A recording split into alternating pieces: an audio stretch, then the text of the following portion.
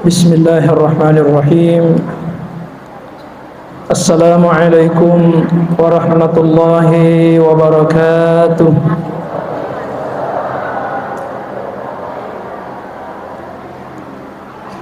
Alhamdulillah. Alhamdulillahilladzi ja'ala al-ilma tahiratan lin-nufus wa nuran lil basair wa hadiyan ilal jannah. Asyhadu an la ilaha illallah wahdahu la syarika lah wa asyhadu anna Muhammadan abduhu wa rasuluh la nabiyya ba'dah.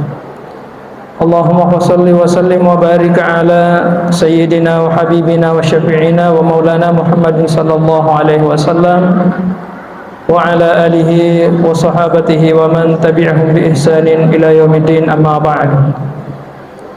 Bapak Ibu hadirin hadirat sidang jamaah tarawih yang insyaallah senantiasa dicintai dan diberkahi oleh Allah Subhanahu wa taala. Alhamdulillah, kita sama-sama senantiasa memanjatkan puji syukur kehadirat Allah Subhanahu wa taala karena sampai pada malam ke-18 ini Allah masih melimpahkan rahmat dan karunia serta hidayahnya kepada kita semua. Kita diberikan kekuatan untuk senantiasa melaksanakan tugas kita sebagai hamba Allah Subhanahu wa taala. Tentu niat kita tidak lain dan tak bukan hanya betul-betul untuk mendapatkan ridha Allah Subhanahu wa taala melalui salat Isya secara berjamaah yang baru saja kita laksanakan. Dan insya Allah sebentar kita akan lanjutkan dengan salat sunat tarawih secara berjamaah pula. Mungkin banyak saudara-saudara kita pada awal-awal Ramadan kita sama-sama tarawih di sini. Tapi mereka saat ini sudah tidak ada. Kenapa? Mungkin disibukkan karena urusan-urusan dunianya. Saya selalu istilahkan memang di bulan Ramadan itu ibarat perlombaan. Kalau masih awal-awal, masih babak penyisihan itu masih banyak pesertanya. Ini sudah hampir selesai babak semifinal, maka peserta juga sudah hampir separuh berguguran. Semoga Allah, kita berdoa semoga Allah memberikan kekuatan kepada kita untuk menyelesaikan ibadah bulan Ramadan ini sampai akhirnya nanti, sehingga kita keluar dari Ramadan ini dengan minal aidin wal faizin. Bapak Ibu hadirin hadirat yang dimuliakan Allah Subhanahu wa taala, pada hakikatnya manusia ini terlahir sebanyak 3 kali. 3 kali kita lahir. Ketika kita masih berada di dalam rahim ibu, itu masih janin namanya. Janin itu seakar kata dengan jannah, itu surga. Makanya itu di dalam janin, di dalam rahim ibu itu anak-anak tidak ada yang pernah merasakan kedinginan dan kepanasan. Bahkan di sana siap makanan. Padahal mereka tidak pakai baju. Kenapa? Karena di alam janin itu memang tidak semuanya alam fisik di situ, masih ada unsur-unsur alam roh di situ, alam gaib. Ketika seorang bayi keluar dari rahim ibu, itu ditandai dengan kelahiran pertama disebut dengan al-wiladatul jasadiyah. Kelahiran secara biologis, kelahiran fisik, dan di saat itu hadirin yang dimuliakan Allah, kita belum tahu apa-apa. Seorang anak belum tahu apa-apa. Hari demi hari tumbuh dan berkembang. Biasanya kalau kita taruh mainan di dekatnya, dia belum bisa bedakan mana miliknya, mana bukan. Pokoknya dia pegang entah miliknya atau bukan, dia tidak tahu. Tapi ketika anak-anak itu sudah mampu membedakan mana miliknya, mana bukan, berarti sudah ditandai dengan kelahiran kedua. Itu disebut dengan al-wiladatul nafsiyah, atau kelahiran jiwa, kelahiran emosional. Kemudian kelahiran yang ketiga, hadirin yang dimuliakan Allah, ketika seorang hamba sudah mampu membedakan mana yang mesti harus dilakukan, mana yang tidak. Bahkan hadirin yang dimuliakan Allah, ketika seseorang sudah mulai lahir, rohaninya sudah dewasa, dia sudah tidak bisa lagi membedakan mana ibadah sunnah, mana ibadah wajib. Sama ibadah sunnah, sama ibadah wajib. Sunnah pun dijadikan sebagai wajib. Kenapa? Karena sudah terlalu cinta dengan ibadah itu. Ini yang disebut dengan ahlul ibadah. Ada ahlul ta'ah, ada ahlul ibadah, ada ahlullah. Hadirin yang dimuliakan Allah, bulan Ramadan ini melejitkan kita untuk mendewasakan fisik kita, psikologi kita, jiwa kita, dan spiritual kita. Coba lihat di siang hari, kalau kita dalam keadaan lapar, buka kulkas, ada makanan banyak, bahkan penuh. Di situ bermacam-macam makanan yang enak, bahkan kita punya uang bisa beli makanan, tapi kita masih mampu menahan itu. Masa saya tidak bisa sampai maghrib? Saya kan sudah sering juga, insya Allah saya bisa. Jadi indikasi seseorang, Bapak Ibu sekalian, yang berhasil atau sukses puasanya manakala dia mampu menahan nafsunya di atas meja. Iya, selama kita belum mampu menahan nafsu di atas meja, berarti puasa kita itu belum sukses. Kita kan biasanya kalau buka puasa, semua yang ada di atas meja, lo mana dialah, lo mana disindru, semana mah bulu peneta. Itu belum berhasil puasanya karena belum bisa mengendalikan, belum bisa bersabar mengendalikan ya nafsu jasadianya. Kemudian yang kedua, ya, kesuksesan seorang berpuasa itu manakala mampu mengendalikan emosinya. Iya. Nabi berpesan kepada kita, apabila kalian dicaci maki, apabila kalian difitnah, apabila kalian dicela, jangan membalas fitnahan itu, jangan membalas celaan itu, jangan membalas makian itu, tapi bersabar, sampaikan kepada mereka bahwa saya dalam keadaan berpuasa. Jadi indikasi seseorang yang berhasil puasanya manakala dia sudah mampu bersabar untuk mengendalikan emosinya atau jiwanya, hadirin yang dimuliakan Allah. Kemudian yang ketiga, ada yang disebut dengan al-wiladatur ruhaniyah. Biasanya kalau bulan Ramadan, Bapak Ibu sekalian, berbeda kita lihat jumlah jamaah di beberapa masjid. Kalau di bulan Ramadan hujan, panas, itu tidak dipedulikan, pokoknya datang ke masjid. Tapi kalau di bulan Ramadan biasanya hanya 1-2 orang yang datang berjamaah. Kenapa, hadirin yang dimuliakan Allah? Karena kita dalam proses pendewasaan secara rohania atau spiritual.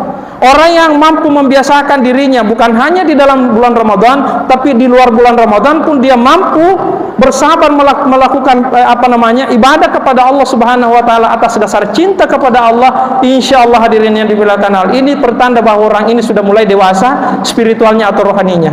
Kadang ada orang fisiknya sudah tua tapi rohaninya masih kekanak-kanakan. Umpama, jangan lo kebel masem aja aku masih je.